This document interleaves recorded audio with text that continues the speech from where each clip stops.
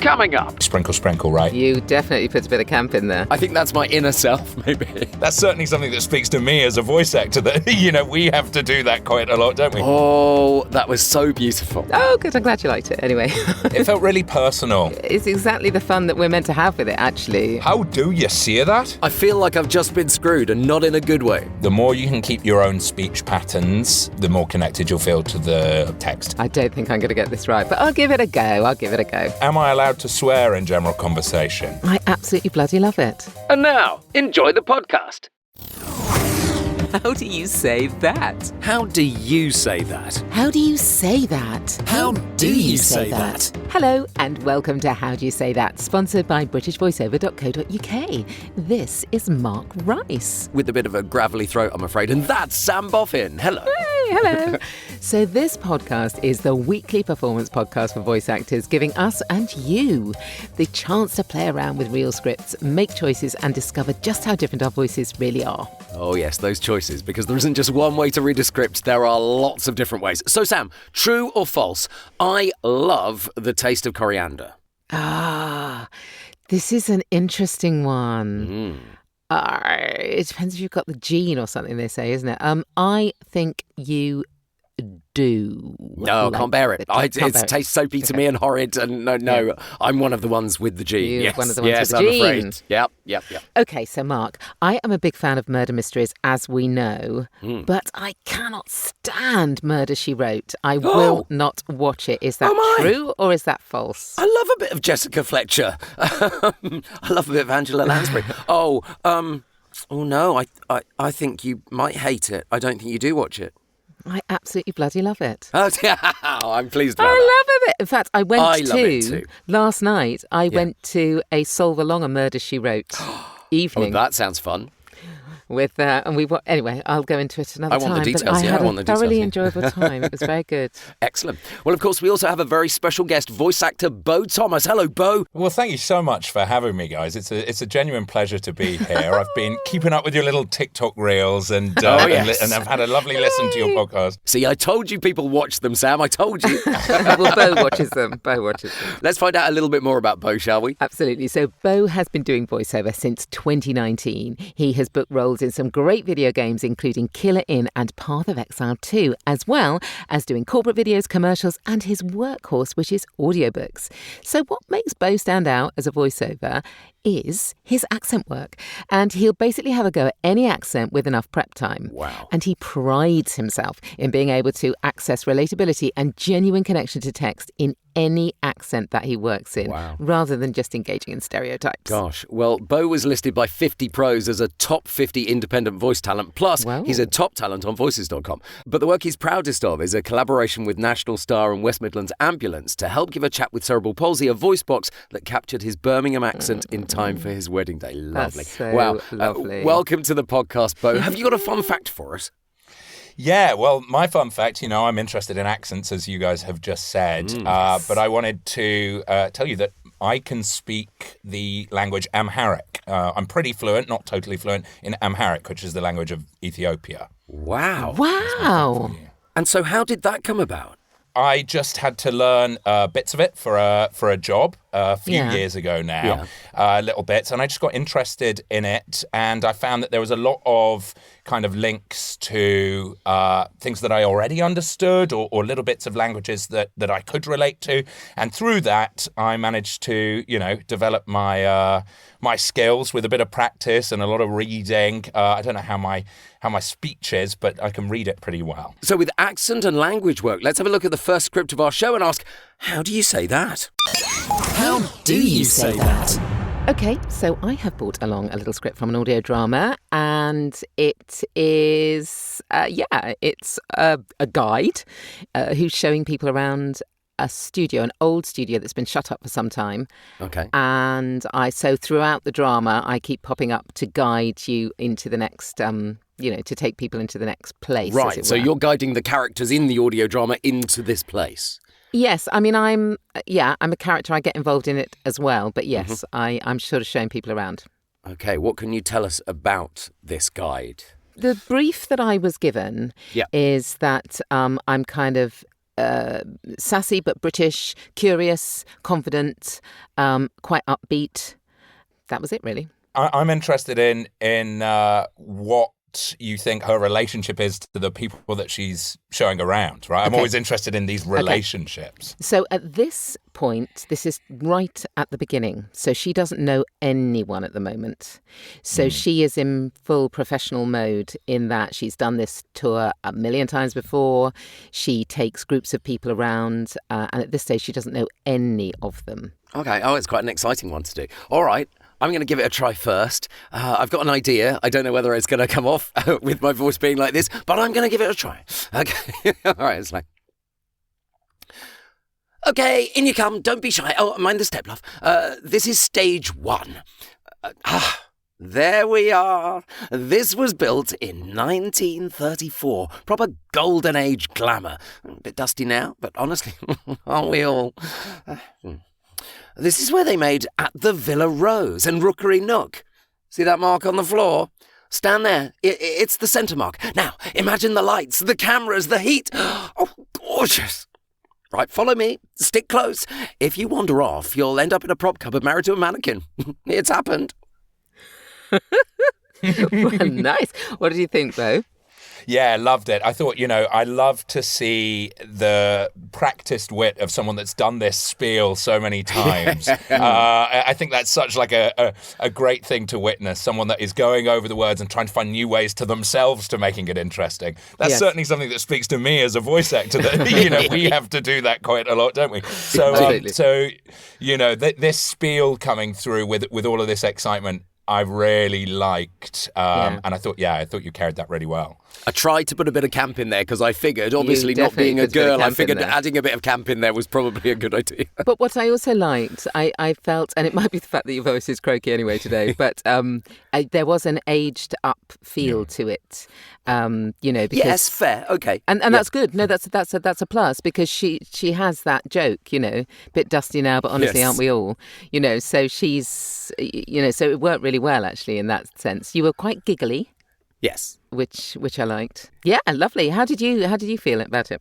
Yeah, no, I thought it was quite nice. It's a lovely piece of script, that, and I just thought the slight camp touch of it was probably correct because it was in the world of glamour and that kind of thing. I felt quite at home with them. Did you? Surprise, surprise. Exactly, totally that. I think that's my inner self, maybe.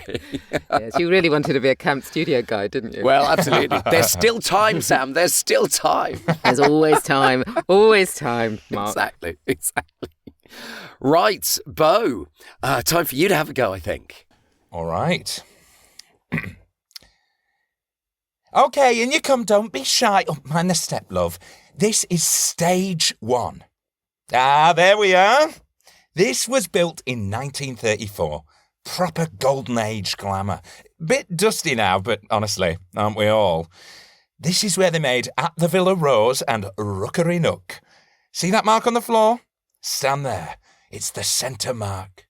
Now, imagine the lights, the cameras, the heat. Gorgeous. Right, follow me. Stick close. If you wander off, you'll end up in a prop cupboard married to a mannequin. It happened.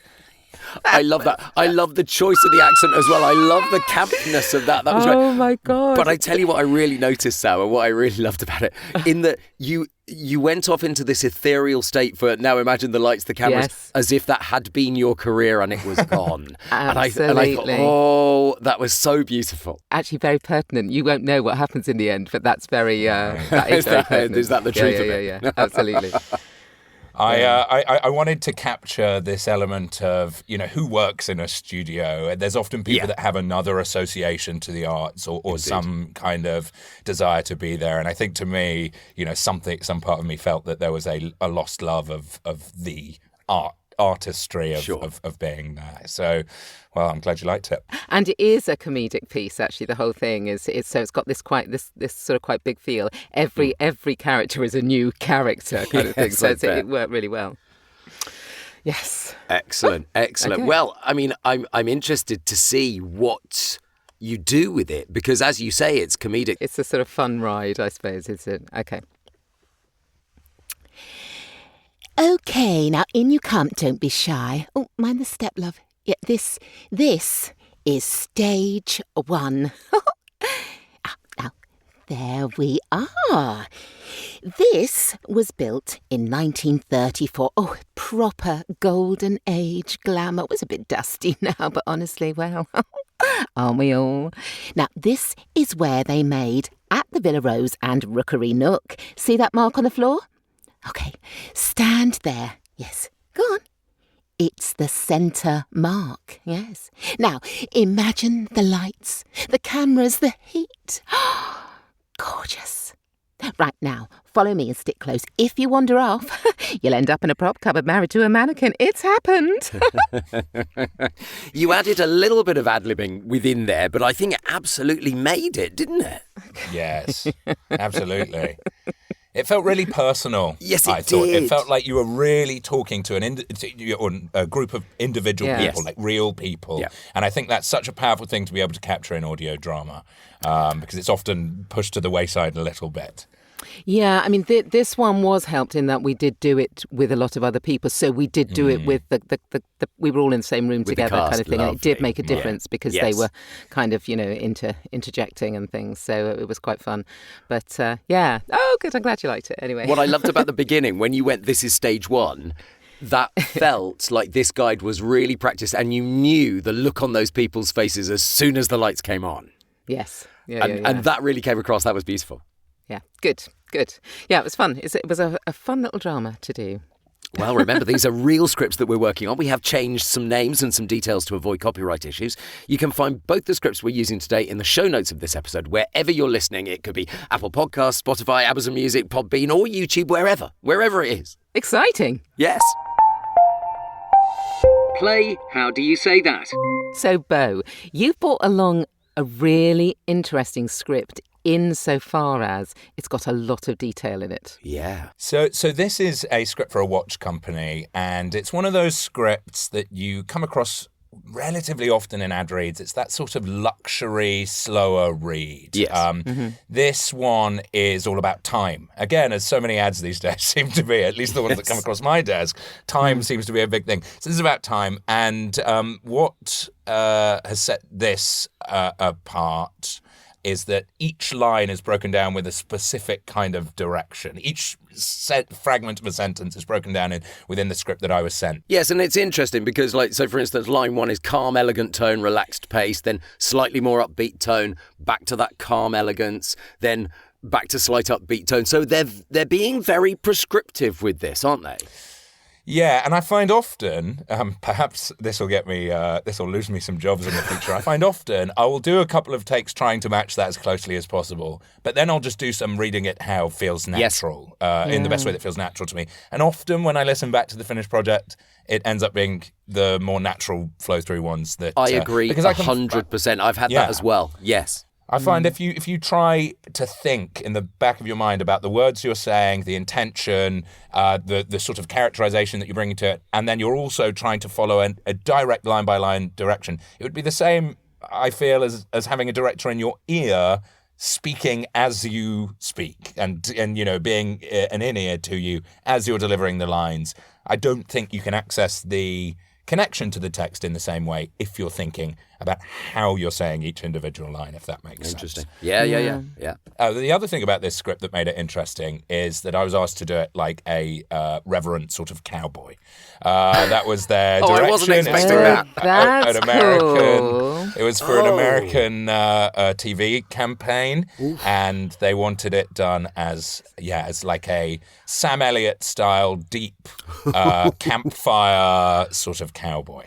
And I thought I'd treat you guys to a bit of accent, that being my sort of I feel like I've just been screwed, and not in a good way. Look, I'm not going to insist on cowboy, but I think it's something that perhaps we can have in the back of our minds, certainly in the delivery. Could it be a cowgirl as well? It could be a cowgirl, exactly. Wow, yeah. I think there could be any sort of cow people, any amount of cow people from anywhere in the country. I love a cow person. Oh, do you know what? There's a gag there, Sam. I'm not going to do it. I'm not going to go anywhere. I'm not going to go anywhere near it. I'm not going to go anywhere near it. So I am nervous about doing. Yeah. I'm nervous about doing an American on this, particularly weirdly, Beau, because you are an accent specialist, and that terrifies me. So I think I'll crack open my best American cowgirl, and you'll go, yes, love. Okay. Before you do, Sam, is there a top tip to get into that, Beau, that you can kind of give up for us?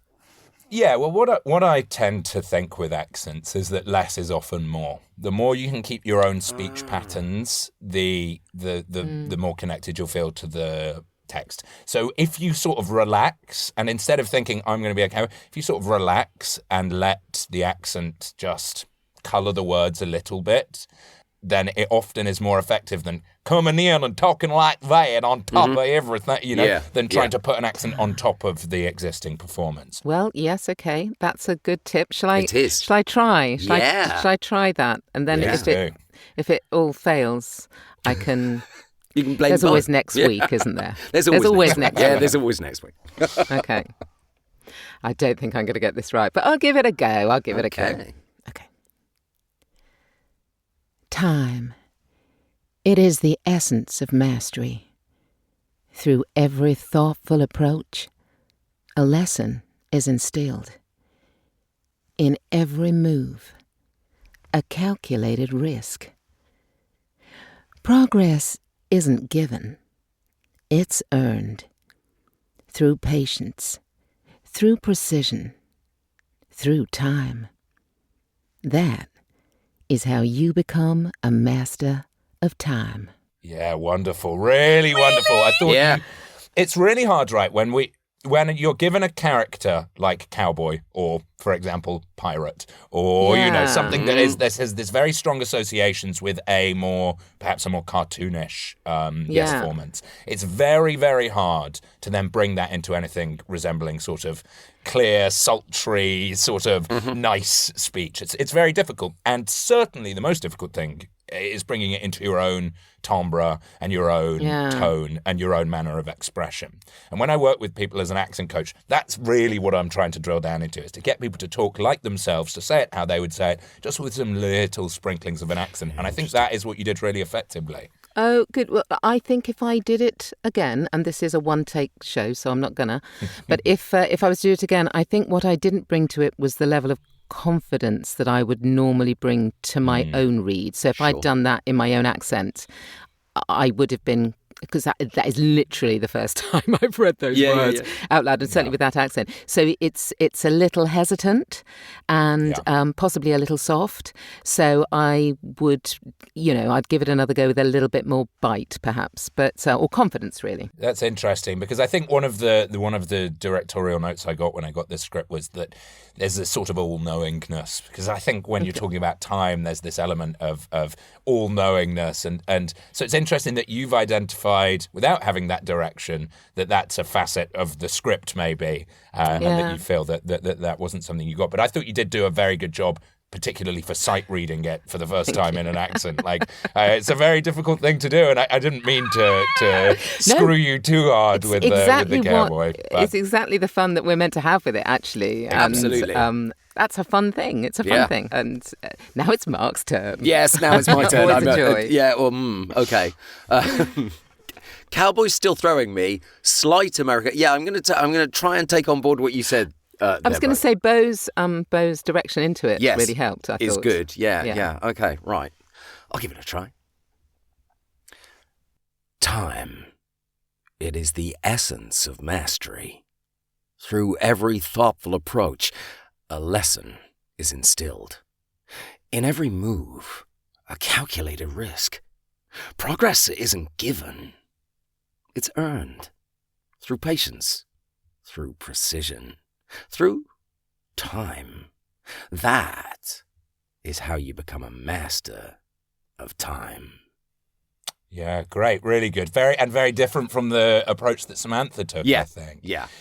Which is in that you were quite much more dynamic with your pitch, I would say. There was a lot more rise and fall. Yeah. It was more maybe slightly more cowboyish and slightly less campfire, if you know what I mean. Like, one end you've got the campfire. Can I tell you which cowboy I had in mind?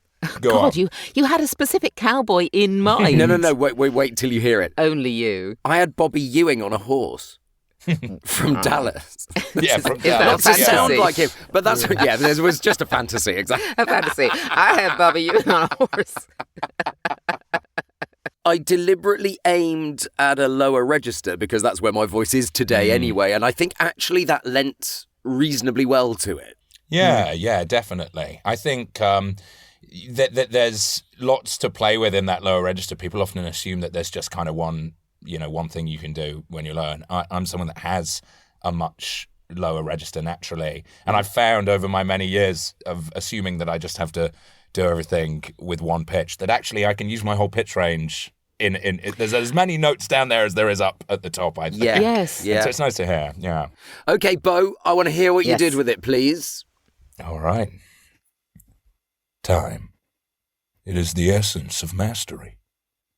Through every thoughtful approach, a lesson is instilled. In every move, a calculated risk. Progress isn't given. It's earned. Through patience. Through precision. Through time. That is how you become a master of time. Wow. A much older cowboy. Yes. And I pictured sitting by the campfire and everyone around him hanging on his every word because you're not pushing it out to them, they are coming in to you.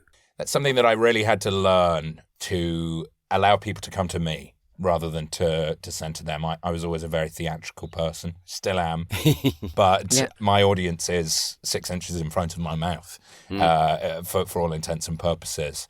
And I have a very, very loud speaking voice normally. So I have a real big learning curve as I have spent the last sort of 7 years doing voiceover, has been, how can I pull back? How can I make people lean in? Interesting. Yes, but do you not also find, because I have the same problem. I'm renowned for having a stage voice that can reach the back of almost any theatre, and I have to really pull that in when I'm on mic, and I have actually found that quite difficult to do with big characters. I find it really difficult to bring the bigness and not blast the. Blast the on mic. a technical level, absolutely. Yeah. I mean, I so am difficult. gain all the way down, stood at the other side of the room often. I mean, it can be a real challenge. Particularly, I mean, I have learned to make big use of physical distance because I was terrible for blowing out the mic for the first sort of 5 years of doing this job. Anytime I had to raise my voice. Sam will attest to this. I rarely move more than 4 inches away from my pop He's quite shield, incredible. however big the character is. Extraordinary. Yes. I find it almost, it's like your superpower. You can. And I hadn't realised that until other people started going, oh no, we don't do it that way.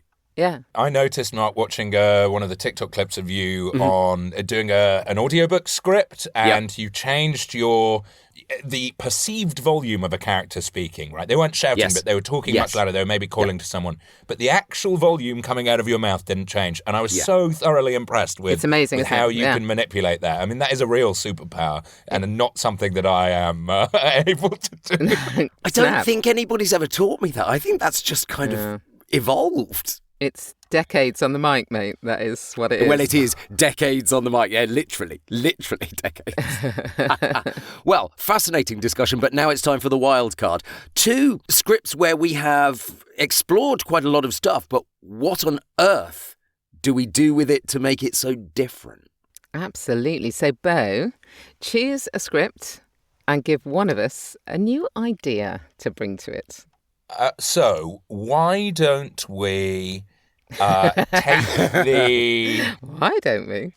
How about you give me the second script, the script that I brought, but as if it was a charity PSA for quite a sad charity, something about maybe, people needing help with something, quite a serious charity. Right, so which one of us? Ooh, well, let's have Samantha, please. Okay, right, let me have a little look. So charity. Okay, I want them to do something at the end of this, don't they? I want them to pay money. Okay. Time. It is the essence of mastery. Through every thoughtful approach, a lesson is instilled in every move. A calculated risk. Progress isn't given, it's earned. Through patience, through precision, through time. That is how you become a master of time. I thought that worked really nicely, and I tell you what I imagined, because I was trying to work out which charity it might be. I saw someone feeding donkeys through patience and precision. I thought it might be a donkey sanctuary. I'm giving my money to that donkey sanctuary, Sam. I'm giving whatever you need. That was very good. Yeah, I don't know if you agree with me, Beau, but the very first word, time, she had set where exactly we were, what style this was, right from the first word. And I thought that was very clever. It was quite difficult because usually they go somewhere, don't they, in the script? You know, you you're working towards the so please give now. But so it's actually quite difficult because I actually ran out of time, ironically, because I realised I've only got one more line. I've got to bring it in on that last line. So it was very interesting. You brought, I think, with that read, more of yourself, right? More of your own, more of Sam into the voice. And with a charity read, I hate it when I feel like I can't hear the person that's saying it and that they're just trying to be neutral. I love to hear that it's a real person telling me something because I respect what real people have to. I'm willing to listen to real people more than I am like a corporation, if that makes sense. So, Beau, I've got one for you. Please. We're going to go as far away from cowboy as you can possibly imagine. So, and are you doing the second script? Do the second script, yes. Okay. Time is the essence of mastery.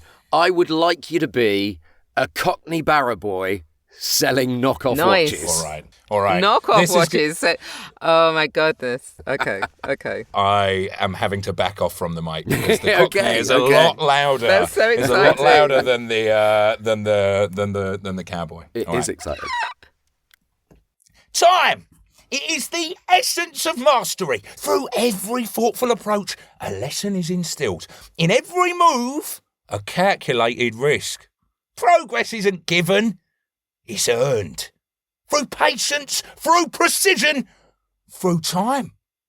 Now that is how you become a master of time. Now that. So good. Oh, that is very clever. Ways. Absolutely. The different ways this script can be done. It's extraordinary. Yeah. You could just see all the watches up his arm, couldn't you? Yeah. Really lovely. And again, a masterclass in how to change an accent beautifully. Yeah. All right, Sam, have you got one for me? Is it a stinker? It's not. It's a lovely one. Oh, okay. Right. I would like you to obviously do script 1 because we haven't done that one yet. And I would like you to do it as a warrior or a who's afraid of spiders. Oh, a warrior. All right. Well, a warrior or somebody grand, a soldier. You already know what's in my brain, don't you? It's like, do I though? Right. Do I want to know? It's like possibly not. Right. Okay. Okay, in you come. Don't be shy. Mind the step, love. This is stage 1. Ah, there we are. Now this was built in 1934. Proper golden age glamour, bit, take it away. Oh, all 8 legs. This is where they made, at the Villa Rose and Rookery Nook. See that mark on the floor?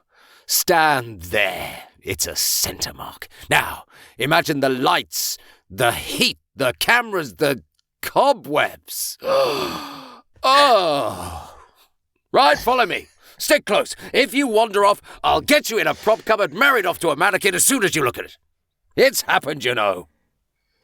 Mark Rise, you got totally obsessed with being the warrior that you completely forgot about the spiders. So you just kind of pop the spiders in occasionally. Pop the spider in occasionally, yeah. You were just loving the warrior, basically. Indeed. Yeah, I think you could have done a full improvised audio drama yourself there, Mark. I think you were bringing so much. I was a little bit worried that in the first line I'd turned into Brian Blessed by mistake.